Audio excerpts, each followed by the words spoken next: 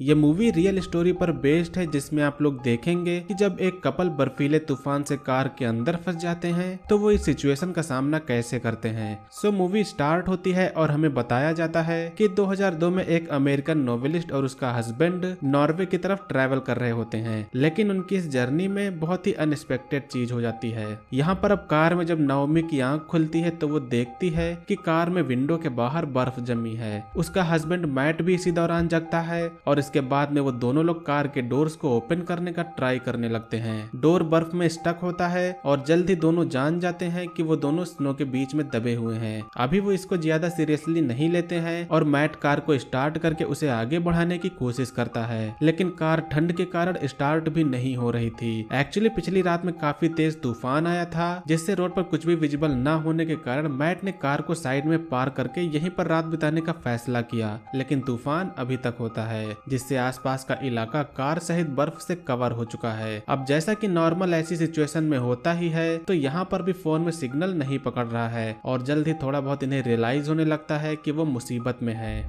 यहाँ पर एक इशू और है कि नाओमी इस समय प्रेग्नेंट है, जिससे उसकी केयर थोड़ा ज्यादा करनी होगी। थोड़ा खोजने पर यहाँ पर मैट को कार में कुछ कैंडल्स मिलती हैं, जिसे जलाने के बाद में इससे मिलने वाली हीट से अब दोनों लोग थोड़ा रिलैक्स करते हैं। मैट अपनी पूरी कोशिश करके कार में बैक डोर को खोलने की कोशिश करता है, लेकिन इससे कोई भी फायदा नहीं होता। इसी बीच में अब नाओमी को टॉयलेट लगती है, जिससे नाओमी को टॉयलेट भी यही करना पड़ता है। यहाँ पर हम देखते हैं कि नाओमी कुछ पिल्स ले रही है, जिसे मैट को इसके बारे में नहीं पता है। पूरी कार में इन दोनों के पास में कुछ चुनिंदा ही चीजें होती हैं। खाने की सारी चीजों को इकट्ठा करने पर पता चलता है कि इनके पास में सिर्फ 12 दिन का ही खाना बचा हुआ है। नाओमी तो कई बार कहती है कि हमें कार के शीशे को तोड़ के उसमें गड्ढा करके यहाँ से निकलना चाहिए, लेकिन मैट समझदारी दिखाते हुए ऐसा नहीं करता है, क्योंकि वो जानता है कि अगर बर्फ की परत मोटी हुई तो इससे कोई भी फायदा नहीं होगा। मगर फिर बाद में ठंड और भी ज्यादा कार में आने लगेगी। बाहर लगातार बर्फ की हवाएं चल रही होती हैं और यहाँ पर दिखने से तो नहीं लग रहा है कि कोई हेल्प के लिए यहाँ पर आने वाला है। इसी तरह अब चौथा दिन आता है। मैट को नहीं पता है कि वो यहाँ से निकल पाएगा भी या नहीं।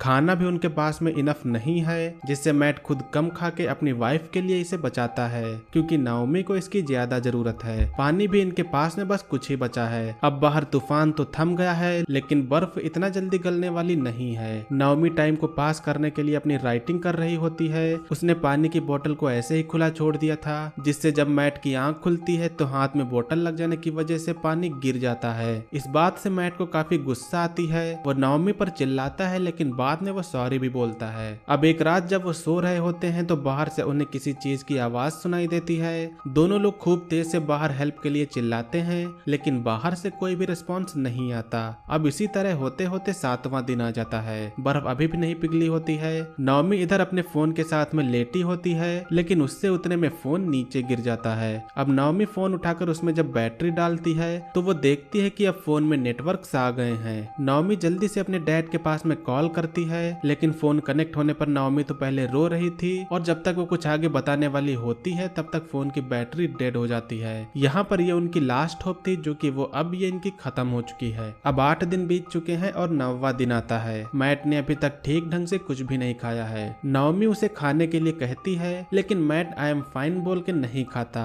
अब इसके कुछ देर बाद में नाओमी की तबीयत खराब होने लगती है। एक्चुअली नाओमी वो जो पिल्स लेती थी उसकी बॉडी को उसकी जरूरत पड़ने लगी है। ये बात मैट को पहले पता नहीं थी कि वो कोई पिल्स ले रही है, जिससे मैट को इससे काफी बुरा लगता है। आसपास के इलाके में सिर्फ बर्फ ही नजर आ रही है। अब अचानक से इसी दौरान यहाँ से एक बर्फ हटाने वाला ट्रक रोड की सफाई करते हुए गुजरता है। दोनों लोग इसकी आवाज सुनकर खूब तेज चिल्लाने की कोशिश करते हैं, लेकिन उस ट्रक की नॉइस ही इतनी ज्यादा थी कि इनकी आवाज बाहर नहीं जा पाती है। मैट दरवाजे को खोलने की कोशिश करता है, लेकिन दरवाजा हिलता तक नहीं है। अब इसी बीच में वो परेशान होकर नाओमी से बताता है कि उसे जॉब से फायर कर दिया गया है। उसने नाओमी को पहले बताया था कि उसे वेकेशन टाइम मिला है, लेकिन जब ये बात नाओमी को अब पता चलती है तो उसे काफी गुस्सा आता है। दिन लगातार बीतते जाते हैं। खाने और पानी की भी अब कमी होने लगी है। मैट कैंडल के हीट के जरिए किसी तरह पानी इकट्ठा तो करता है, लेकिन नाओमी को उधर उसके पेट में हल्का दर्द चालू हो जाता है। नाओमी मैट से गुस्सा होती है, जिससे वो उससे कोई भी बात नहीं करती। मैट पानी कलेक्ट कर रहा होता है और नाओमी बिना कुछ कहे बस लेटी रहती है।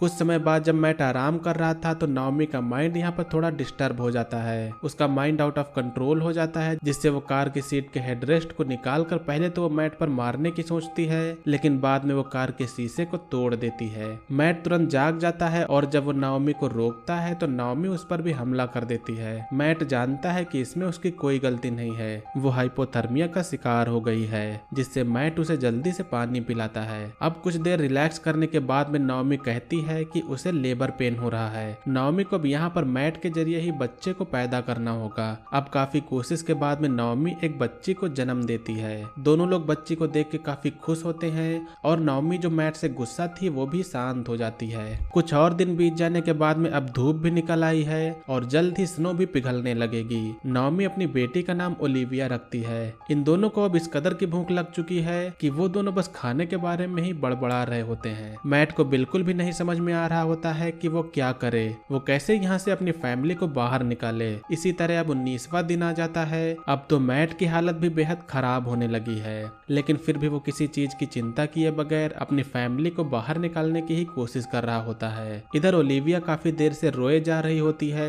क्योंकि कार के शीशे टूटने से कार में अब ठंड काफी बढ़ने लगी है। अपनी बेटी के लिए मैट अपनी जैकेट को निकाल के नाओमी को दे के ओलिविया को ढकने के लिए दे देता है और फिर से वो काम पर लग जाता है। मगर अब हमको लग रहा है कि मैट यहाँ पर अब काफी तकलीफ में है। नाओमी अब ओलिविया के साथ में कुछ देर सो जाती है और थोड़ी देर बाद में नाओमी जब जग के देखती है तो यहाँ पर मैट ठंड के कारण मर चुका होता है। नाओमी उसे कंबल में लपेटकर उसे जगाने की कोशिश करती है, लेकिन अब तो नाओमी भी जान चुकी है कि मैट मर चुका है। अपनी फैमिली के लिए मैट ने अपनी जान की परवाह किए बगैर उनकी देखभाल की, लेकिन अब भी नाओमी को नहीं पता है कि वो यहाँ से निकल पाएगी या फिर नहीं। उसके पति की लाश उसके सामने पड़ी है और वो इतनी असहाय है कि वो कुछ भी नहीं कर सकती। रात में उनकी कार के पास से एक कार गुजरती है, लेकिन नाओमी के पास में इतनी शक्ति नहीं है कि वो चीख के हेल्प मांग सके।